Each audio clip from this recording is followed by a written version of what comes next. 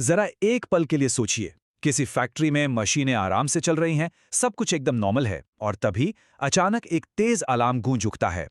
वो एक पल है ना, सब कुछ बदल देता है।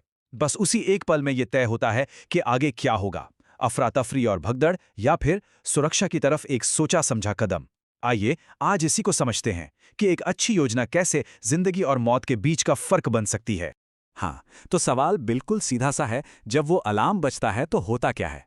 इसका जवाब असल में किसी भी इंडस्ट्रियल जगह की तैयारी पर टिका होता है।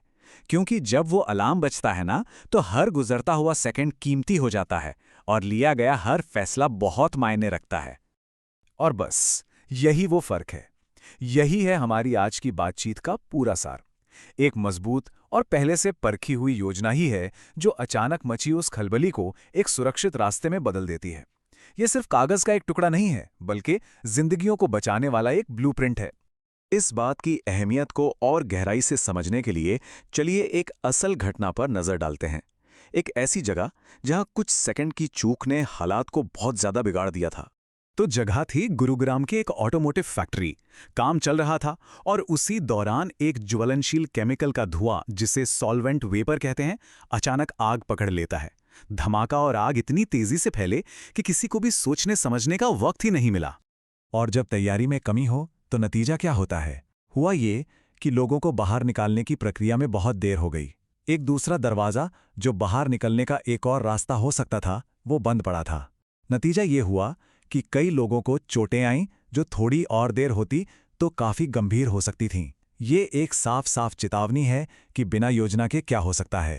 तो फिर सवाल उठता है कि ऐसी खतरनाक स्थितियों से निपटने का सही तरीका क्या है? जवाब है एक जीवन रक्षक ब्लूप्रिंट, जिसे कहते हैं इमरजेंसी रिस्पॉन्स और इवैक्यूएशन प्लान। तो आखिर ये इमरजेंसी प्लान होता क्या है? देखिए, आसान भाषा में कहें तो ये एक लिखित और उस जगह के हिसाब से खास तौर पर बनाई गई एक रणनीति है। इसके दो बड़े मकसद हैं। पहला, जो भी हादसा हुआ है उसे काबू में करना, और दूसरा, ये पक्का करना कि वहां मौजूद हर एक इंसान खतरे वाली जगह से सुरक्षित और सही तरीके से बाहर निकल जाए। और हाँ, ये कोई अच्छी सलाह या गुड प्रैक्टिस की बात नहीं है, ये कानूनी तौर पर अनिवार्य है। भारत में ओएच कोड, फैक्ट्रीज एक्ट और नेशनल बिल्डिंग कोड जैसे सख्त कानून हैं जो ये जरूरी बनाते हैं कि हर इंडस्ट्रियल जगह के पास ऐसी एक ठोस योजना होनी ही चाहिए।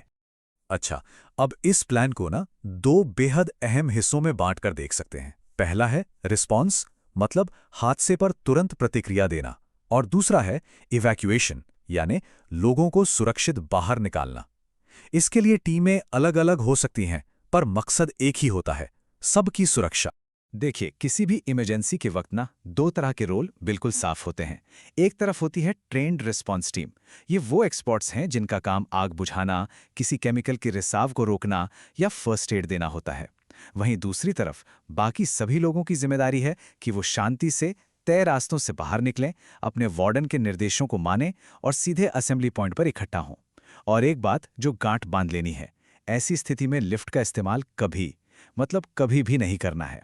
तो ठीक है, प्लान तो है, लेकिन असल में ये काम कैसे करता है? चलिए, अलार्म बजने के पहले सेकंड से लेके ऑल क्लियर के सिग्नल तक के सफर को इन 8 कदमों में समझते हैं। तो देखिए, सब कुछ शुरू होता है खतरे का पता लगने और अलार्म बजने से। उसके फौरन बाद स्थिति की गंभीरता को आंका जाता है, फिर सही लोगों तक सूचना पहुंचाई जाती है और सबको बाहर निकालने की प्रक्रिया शुरू कर दी जाती है। इस दौरान जिन्हें मदद की जरूरत है उनकी सहायता की जाती है। सभी लोग असेंबली पॉइंट पर इकट्ठा होते हैं जहां उनकी गिनती होती है। साथ ही साथ रिस्पॉन्स टीम अपना काम करती है और जब सब कुछ नियंत्रण में आ जाता है तब ऑल क्लियर का संदेश दिया जाता है। देखिए, किसी को भी सेफ्टी से बाहर निकालने के लिए कुछ चीजें तो बिल्कुल जरूरी हैं। हर फ्लोर पर कम से कम 2 अलग-अलग निकलने के रास्ते होने चाहिए, ताकि एक बंद हो तो दूसरा खुला रहे।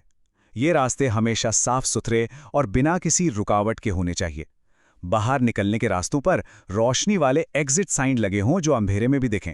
एक तय असेंबली पॉइंट हो जहां सब इकट्ठा हो सकें, और सबसे जरूरी, वहां पहुंचकर सबकी गिनती हो, ताकि ये पक्का हो सके कि कोई भी पीछे नहीं छूटा है।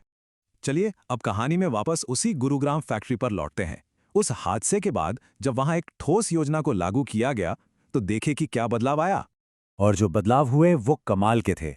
जो निकास द्वार बंद थे उन्हें न सिर्फ खोला गया बल्कि चौड़ा और साफ भी किया गया। जहां पहले प्रैक्टिस की भारी कमी थी, वहां अब हर 6 महीने में मॉक ड्रिल होने लगी।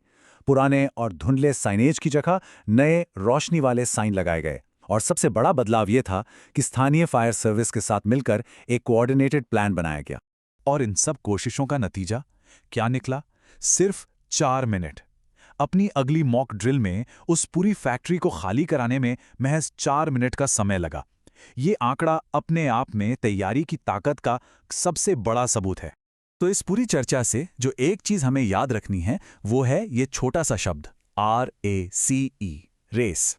R यानी रेस्क्यू, अगर कोई फौरन खतरे में है तो उसे बचाएं।